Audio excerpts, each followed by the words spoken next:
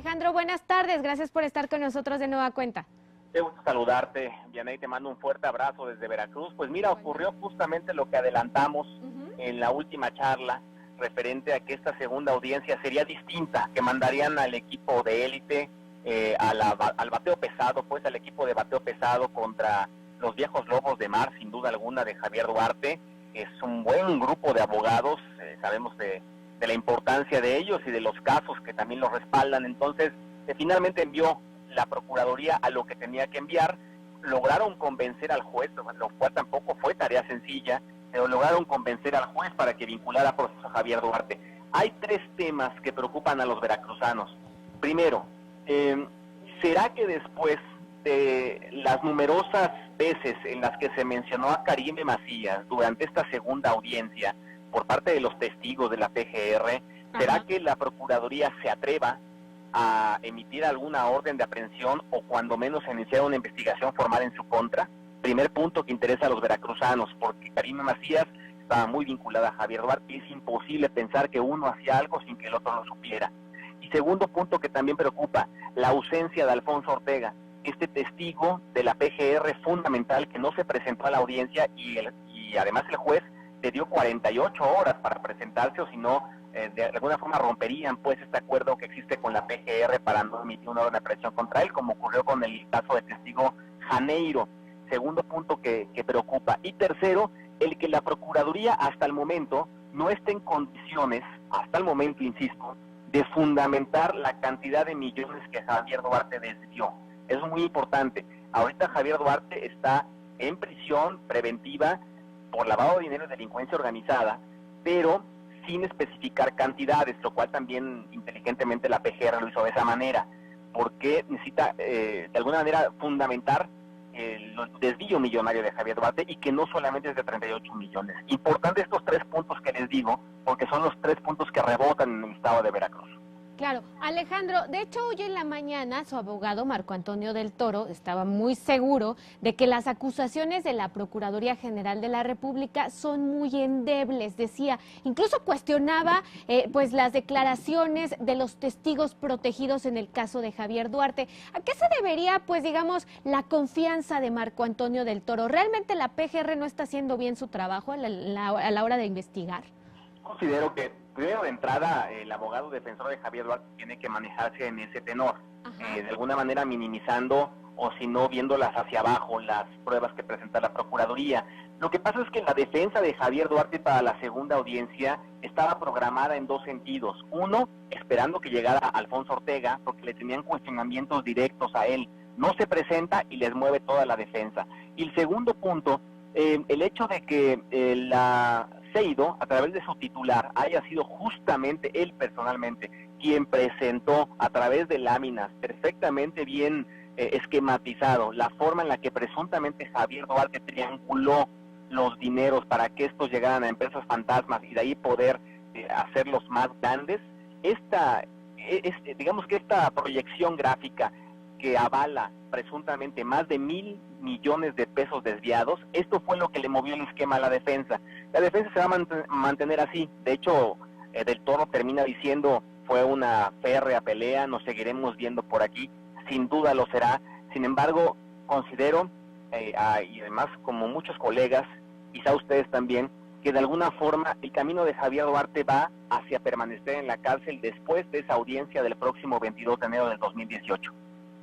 Alejandro, buenas tardes, te saluda Lea Almanza. Me gustaría mucho enfatizar en esto que dices sobre las cantidades y los montos que pues trata de omitir la Procuraduría y que es una pues estrategia de la Procuraduría que la defensa pues le impide atacar en ese sentido. 1,600 millones de pesos, 800, hubo ahí varias cifras que finalmente pues no pudieron incluso ni consolidar tanto la PGR y pues lo tiene pues para mal la defensa.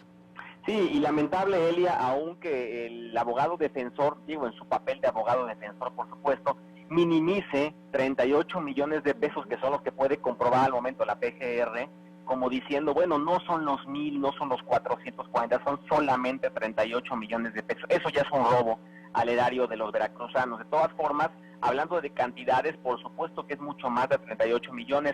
En este momento la PGR investiga cuentas bancarias en Suiza. tiene bien armada una triangulación de coordinación con gobiernos europeos. En caso de que esto se consolide bien y el gobierno de Suiza les dé, por supuesto, la información suficiente a la Procuraduría, podrán sustentar de mejor manera esta triangulación entre los prestanombres de Javier Duarte y Javier Duarte, por supuesto, para triangular el dinero. Importante hablar de las cantidades.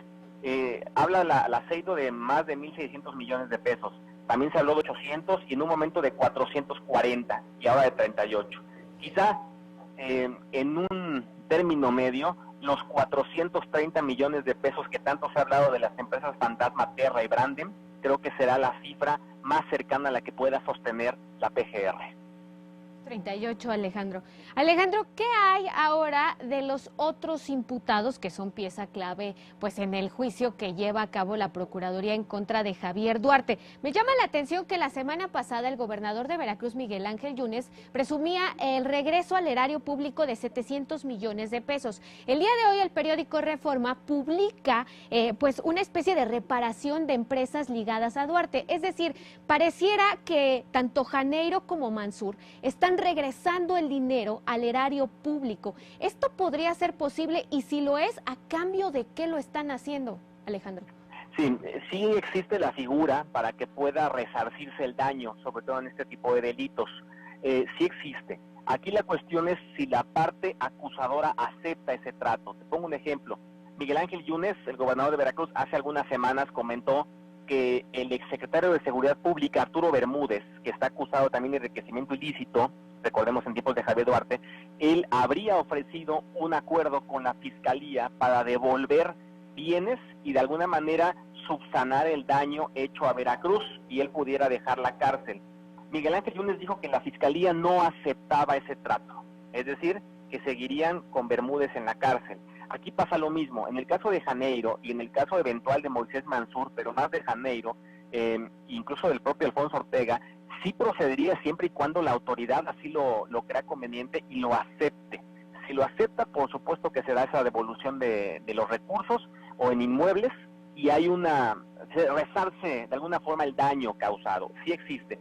Habrá que ver qué tanto están dispuestos tanto las autoridades federales como las estatales este tipo de acuerdos. Quizá más en la federal. Creo que en la estatal hay más suspicacia al respecto. Pero ¿a cambio de qué sería, Alejandro, rápidamente? ¿De beneficios en el juicio que ellos llevan en contra? Sí, es correcto. El intercambio será en función de recibir, digamos, menos años en prisión o dejar la prisión en el caso del acusado. En el caso de la autoridad, recibir el dinero, que le devuelvan el dinero que se robaron y también un testimonio a favor de la PGR en contra de Javier Duarte. Muy bien, interesante, Alejandro. Bueno, pues vamos a estar al pendiente. Muchas gracias por estar con nosotros.